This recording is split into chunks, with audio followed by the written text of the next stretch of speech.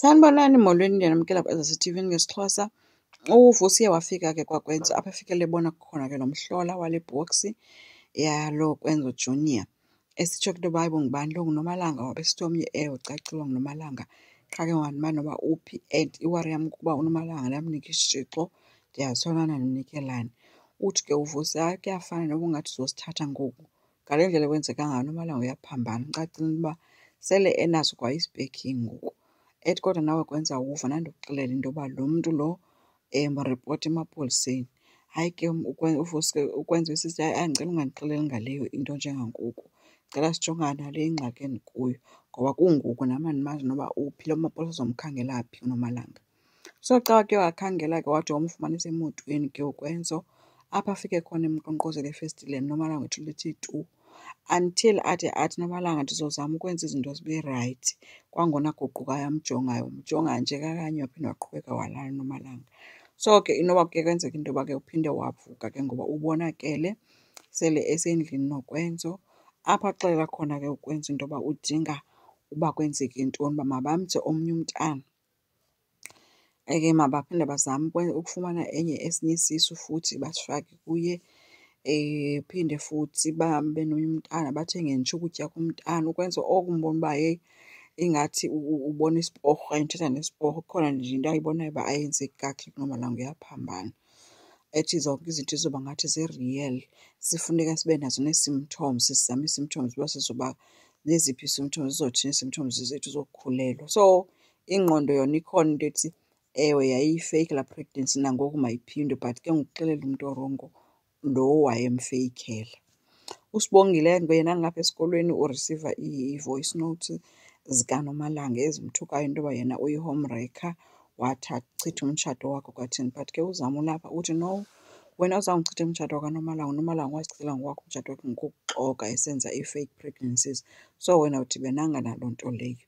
But ke uSibongile benale nto ithi ke naye inoba wenziwe sithi ke into yoba makabe unje. Wathi omnye no, ungayithathi nje i-blame lo ziingxaki zakhe ezi ayidibenanga nawe yonke le nto.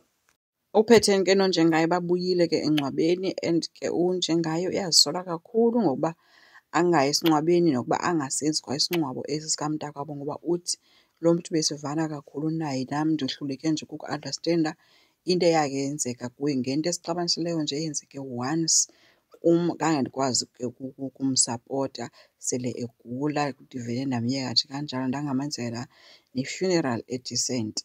So uPhetheni ke uyatsho into yoba ayikho into yoba wasayitshintsha ngoku but ke sose wamkele nje into yoba ngoku kunje. So kubi ke guys kunjengaye akukho lula ngento yokusweleka kwabrother wakhe kungona embuyela ngoku.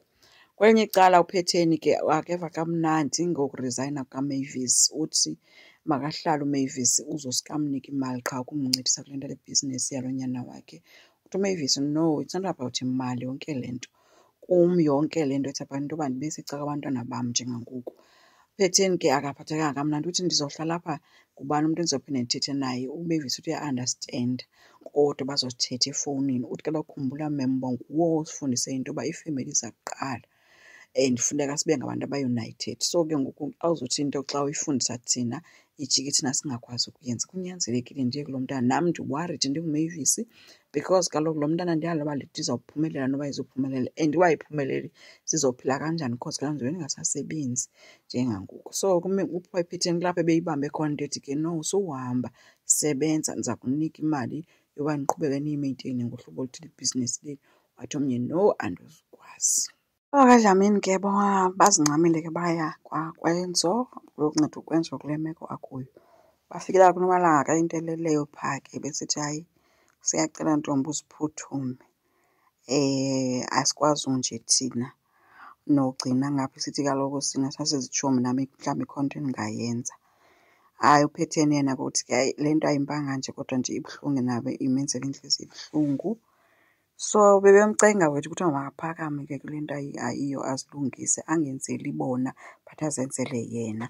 USisters uye wade wathetha ke ekugqibeleni but uqala wahleka watsho kwathi hayi mna bendisele ndizazi vele into umntu wakhona ndibhilonga kwaDlamini.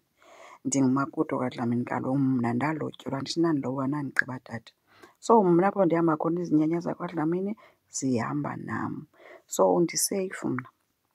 vele nizawubuyela kwaDlambile. Watsho eyihleka insini obemakekile bengazibamba ngathi nokwenza kangatshonela imdaka because kaloku kwenza unomntu wakhe yena ngoku le into uzoyithini. So asazi ke guys, aphelaphi into kaNomalanga. Enkosi, ngicela siqhubeke, subscribe, silike, singakhomenta futhi. Bye.